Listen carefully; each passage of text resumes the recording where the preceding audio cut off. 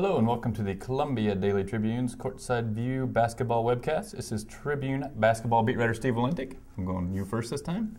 All right. Tribune sports editor Joe Waljasper. Changing it up. Changing it up. Missouri entering SEC play. Wednesday they begin against Georgia at home, then they go to Auburn on Saturday. So, right now 3 SEC teams are ranked in the top 25. You have Florida, Kentucky, and Missouri. So by that logic, do you say Missouri is a contender for the SEC title? I think they have to be a contender. I don't think they're the favorite by any stretch, but I do think you have to look at them as a contender. Got the best record in the league right now at 12-1. 2 really good wins, I think, that stand out, and beating UCLA when the Bruins were ranked, and I think the Bruins will be ranked again as the year goes on. And then winning at NC State and overcoming a 10-point deficit in the second half to do so.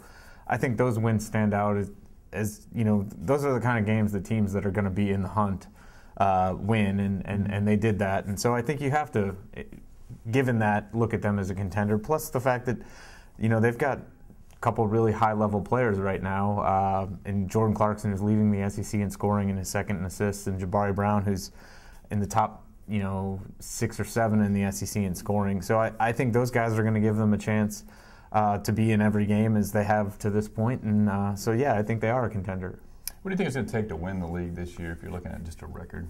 Well, I think Florida's the favorite again. Florida won it last year in a weaker SEC at 14-4. Mm-hmm. I think that's probably about the right number again, 14 wins. I do think the league is a little bit better, at least in the middle. It's probably still pretty weak at the bottom.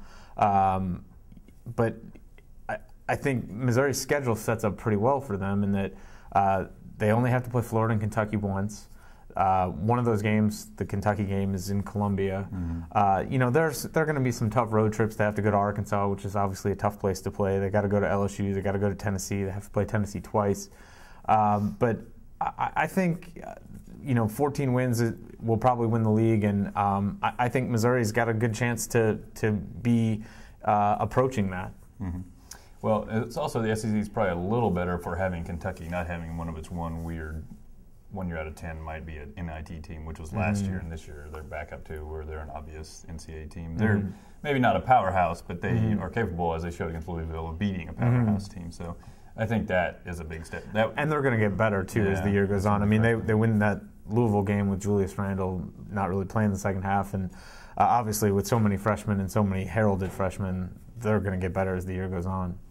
All right, speaking of freshmen who could get better as the year goes on, for Missouri is Jonathan Williams III, who is really the one guy maybe outside of Clarkson, Brown, and Ross who has really kind of showed the potential to really affect games as more than kind of a role player. Mm-hmm. Just what do you think is going to be, what do they need out of him maybe in SEC play when you're talking about probably going against teams that are a little bigger and more physical? Well, the biggest 2 things are defense and rebounding, because they just don't have a lot of bodies up front that they're comfortable playing at this point, and he's been their best rebounder. He's been a good defender. He's their best shot blocker right now, so they're going to need him to continue to do those things. But I also think that he's got the most offensive ability of anybody in their front court, and I don't think, and we really haven't seen Missouri throw the ball into the onto the post very often, and I don't know that that's going to change. But I do think he's a guy who's going to have to provide some offense, whether it's getting putbacks off of offensive rebounds, whether it's playing off of dribble penetration and getting layups that way. Or, what he did the other day against Long Beach State was he knocked down a couple mid-range jump shots, and I think that's something he's worked on a lot in practice. The coaches will say he stays after and shoots by himself as much or more than anybody on the team. Missouri's the last couple of years, since Frank Haith took over, has had a stretch 4 that's been an offensive weapon. And one of the reasons that Kim English and Lawrence Bowers were so successful and made Missouri so successful was that they were able to draw their man away from the basket a little bit, and that opened up things for everyone else. And I think Jonathan Williams has that ability. He's going to continue to get better at it, and I think the more that he can do that sort of thing, the more it's going to help Missouri offensively, because even if he's not scoring, that guy has to come out. All of a sudden there's a lot more driving lanes for Jordan Clarkson, and that's obviously a good thing for Missouri. All right. Missouri opens up, as we said, at home against Georgia, then at Auburn, 2 teams that have struggled in the non-conference. Just your thoughts on whether there's much chance that Missouri stumbles in either of these games? I would be surprised. I mean, certainly you wouldn't expect Missouri to lose a home game. They haven't lost a home game since Frank Haith's first season against Kansas State. So they've been dominant at home. I think that continues.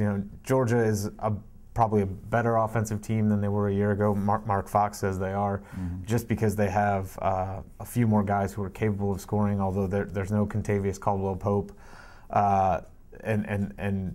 They haven't been very good defensively or rebounding, and so I think that's a game you expect Missouri to win.